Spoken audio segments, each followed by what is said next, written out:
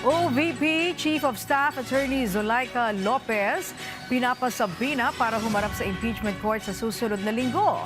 House Prosecution Panel tiwalang hindi natibag ang mga testimonya ng testigo na si NBI Senior Agent John Mark Calilong. Si Sheila Natividad sa sentro ng balita. Hindi po natibag o hindi nabutasan ang testimonya na inilatag o ibinigay ng ating witness. Ito ang paniniwala ng House Prosecution Panel sa kanilang ipinresentang unang testigo na si NBI Senior Agent John Mark Calilong sa ikatlong araw at unang linggo ng impeachment trial ni Vice President Sara Duterte. Sa naging cross-examination o pagtatanong ng depensa, siniyasat nila si Calilong tungkol sa mga dokumentong isinumite nito, kabilang ang kanyang mga sworn affidavit at mga record mula sa investigasyon ng NBI. Nagpahayag naman ng objection o pagtutol ang prosekusyon. Ayon kay Private Prosecutor Attorney Amando Virgil Ligutan, nang lilito lang ang ilang tanong ng defense team at nagbibigay ng mga impormasyong hindi pa naman naaprubahan o napatutunayan sa impeachment court.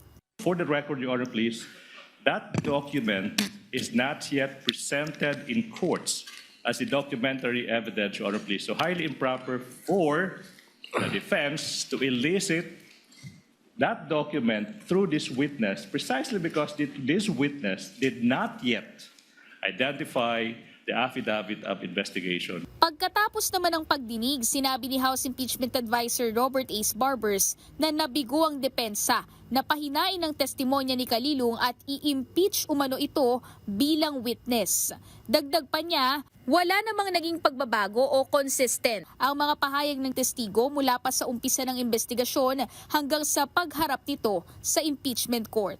Yan ay isang magandang development at aming nakita na sa susunod na mga araw mailalatag pa rin ang mga ebidensyang inihanda ng ating prosecution panel.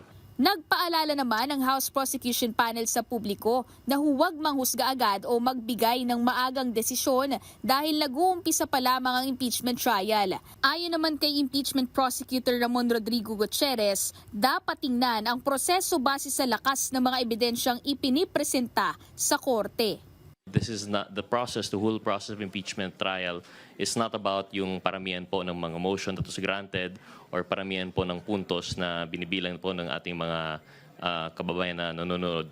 But it's actually about the quality of the questions that are being asked. Samantala, humiling na rin ng sabpina ang House Prosecution Panel para sa kanilang mga susunod na testigo. Sa Lunes, July 13, nakatakdang isa lang ng Prosecution Panel si NBI Regional Director Attorney Jeremy Lotok. Kasunod naman nito si Attorney Zulaika Lopez na tumatayong OVP Chief of Staff sa darating na Martes, July 14. At maging si House Legislative Security Bureau Executive Director at former AFP Captain Belinda Bello sa July 15, Miyerkules. Samantala, ipaalam naman ng prosekusyon sa impeachment court sa susunod na linggo kung maihaharap nila bilang testigo si NBI Director Melvin Matibag. Sheila Natividad, para sa Bayan.